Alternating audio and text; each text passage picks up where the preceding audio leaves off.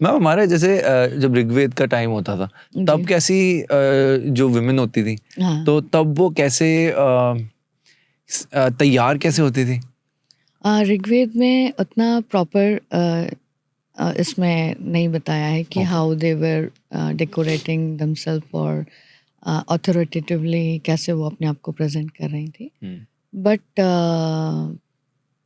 They were equal to man, इतना हमें उसमें समझ में आता है। सो मुझे लगता है कि जैसे मैन अटायर्स पहन रहे थे वैसे ही वुमेन अटायर्स पहन रही थी। अटायर इन द सेंस कि वुलन अटायर्स थे, और ज़्यादा हमको यही देखने को मिलता है। वहाँ पे कॉटन के आपको कुछ भी नज़र नहीं आ रहे हैं। जो एसेटिक्स जो रामायण में वल्कल पहनते थे उसी तरह का कुछ छालों से बनी हुई चीज़ें, एनिमल के जो छाल हैं उससे बनी हुई चीज़ें, उसको वो लोग प्रॉपरली टक इन करके प्रॉपरली पहन रहे थे।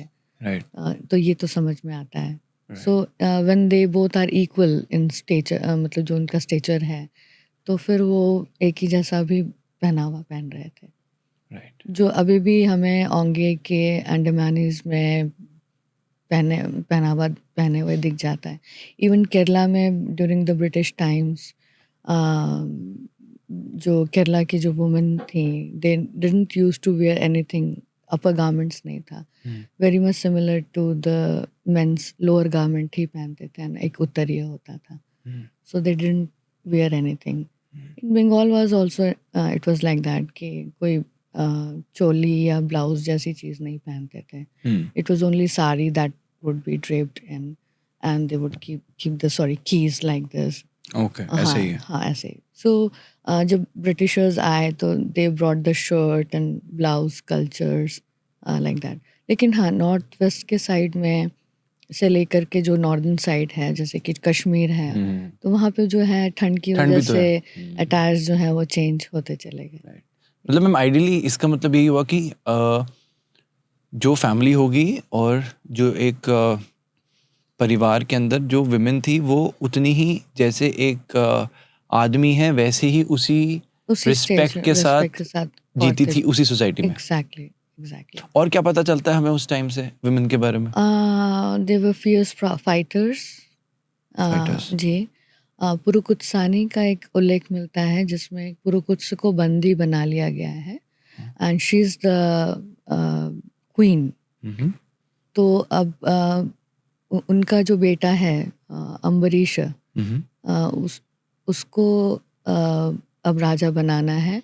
सो ऑल द 7 सेजेस जो हैं, सप्तऋषि, जो सातों मंडल के जो हमारे जो फैमिली ग्रुप्स कहते हैं, 10 मंडल होते हैं ऋग्वेद में।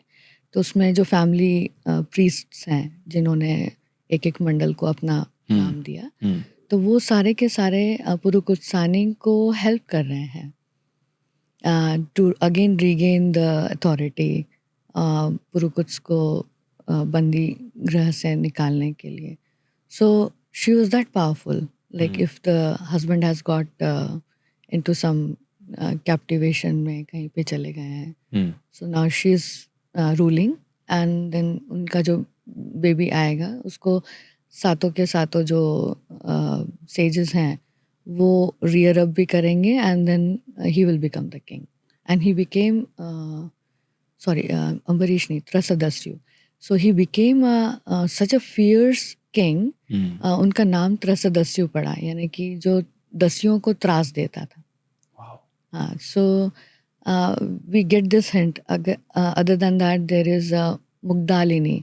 मुग्धालिनी। या सो वो एक अभी भी सदर्न इंडिया में बफेलो रेस होती है, जिसमें पीछे 2 बफेलो के साथ में एक लकड़ी का पाटा होता है जिसके ऊपर आदमी चढ़ के, and then there is a race, if you remember. जी। मुझे नाम याद नहीं आ रहा एग्जैक्टली क्या है। सो ऐसा ही रेस वो करती है। Why? Because she has lost her husband and now she needs a progeny. Now progenies will be coming from someone else, but the name will be मुग्दला only। मतलब जो आदमी जो डिमाइस हो गया है, जिसकी मृत्यु हो चुकी है उसके हस्बैंड की, but the name will be given। So that much they had so much of authoritative power. Right. So she had that much of power to ask from the king during those times कि मुझे अगर मैं ये जो race है मैं करूँगी and जीतूँगी तो I need it's like something like sperm donation. I need someone so that I can procreate. Okay. So such kind of liberty, a very open kind of this thing was there in Rig Veda. Right. मतलब ma'am इसका मतलब second marriage भी मतलब ladies कर रही थी इसका मतलब उस टाइम. हाँ, ऐसा उनका कुछ भी और नहीं भी करना है तो प्रोजेनी के लिए शी कैन डिमांड. ओके. हाँ, that was that open culture in the sense कि it was a human evolution जो है वो सोसाइटल एवोल्यूशंस जो हैं वो चल रहे हैं ऋग्वेद में, वो दिखाई दे रहा है हमको. राइट. हमको वहाँ पे 27 ऋषिकाएं मिलती हैं ऋग्वेद में, और वो खुद देवता भी हैं कई बार, और वो खुद ही मंत्र दृष्टा भी हैं. बाद में चल के हमें वो ब्राह्मण ग्रंथों में गार्गी और मैत्रेयी को हम सिर्फ याद करते हैं. यहाँ पे 27 जो हमारी ऋषिकाएं हैं, दे आर द मंत्र सीयर्स, मंत्र दृष्टा, यानी मंत्रों को देखा. इट्स समथिंग लाइक जैसे आपने अभी कभी कोई रील देखा होगा या कोई यूट्यूब में देखा होगा, किसी छोटे से बच्चे को दिखाई नहीं देता है प्रॉपरली, बहुत ब्लर दिखता है, और अचानक से उसको चश्मा पहना देते हैं. Then he look at everywhere and starts crying, and then he look at his mother because of the smell and recognise करता है अपने माँ को, and he is so happy, he laughs. ये मंत्र दृष्टाओं की अवस्था थी जब वो एक मंत्र का अचानक से उच्चारण करते थे, मतलब अचानक से जो बोलते थे, उद्घृत होता था उनको वो मंत्र. So that was that happy moment कि एक मंत्र जो है, पूरा सूक्त का एक मंत्र जो है वो उन्होंने पाया, यानी कि नए तरीके से देखा. मतलब देख तो सभी रहे हैं और वो भी ब्लर देख रहा था, but suddenly when it is clear with clarity the thing has come to him. So he is the मंत्र दृष्टा. उसको वो मंत्र दिखाई दिया जो कि दूसरे लोगों को नहीं दिख रहा है, उनको वही ब्लर दिख रहा है. सो दैट इज वाई ये मंत्र दृष्टा कहलाए. उनको वो मंत्र मिला. द थिंग इज कि लोग जो कंट्रोवर्सीज होती हैं कि ऋग्वेद तो भगवान ने खुद ही ने प्रदत्त किया है, तो किसी के मुख से तो प्रदत्त किया है, वो ये भूल जाते हैं. मतलब किसी ने तो बोला है, उस मंत्र को अटर किया है पहला.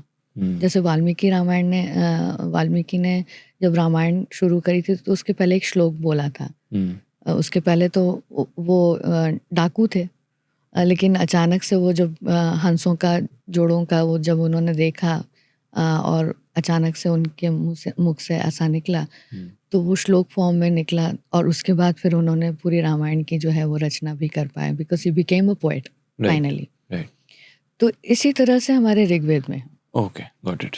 इसका मतलब ये भी हुआ कि जो बाद में हम बोलते हैं कि सती प्रथा आई, कि हस्बैंड के मरने के बाद औरतों को जला दिया जाता है, इसका मतलब मैम ये तो बाद में किसी सोसाइटी ने जबरदस्ती उसको, हमारे कल्चर में तो है ही नहीं. फिर वो हमारे कल्चर में उस समय तो नहीं दिखाई देता, मतलब ऋग्वेदिक टाइम पे तो ऐसा कुछ भी नहीं दिखाई देता. और मैम अब हम क्या बोलते हैं, यार पहले देखो औरतों के साथ कितना बुरा होता था. अब हमारे पहले की डेफिनेशन कितनी छोटी है. हाँ. कि हम बोल रहे हैं कि ये 100 200 300 साल देखो जी, बट हमारे कल्चर में तो कभी था ही नहीं है इसका मतलब. बिल्कुल नहीं था. अब आप देखिए कि उसमें से एक ऋषिका का जो मंत्र है वो नद्यः है. वो मंत्र दृष्टा है नद्यः. तो नदी नदी नद्यः यानी कि सिंगुलर, डुअल एंड प्लूरल. तो नद्यः मतलब बहुत सारी नदियाँ. सारी नदियों के नाम मैक्सिमम, कुछ एक को छोड़ करके, जैसे ब्रह्मपुत्र है जो ऋग्वेद में है भी नहीं, सारी नदियों के नाम लगभग फेमिनिन है. यानी कि सिविलाइजेशन जो है वो वुमेन सेंट्रिक थे. और उससे जो पतन होना शुरू हुआ, और ये जो लास्ट फेज ऑफ ऋग्वेद जो लिखा गया है 10 मंडल, ये ऑलमोस्ट लास्ट फेज में पहुंच गया है जहाँ पे पुरुषों का जो प्रभुत्व है वो बढ़ने लगा, because there were so many wars. Women जब थी तब तक बहुत शांति थी. तो वो शांत वाले जो जितने भी मंत्र हैं वो ऑब्सोलीट होते चले गए. वो एक में सिमट के रह गया नद्यः में. नहीं तो बहुत सारी नदियों के अपने सूक्त और मंत्र रहे होंगे, राइट, तो वो खत्म हो गए. राइट.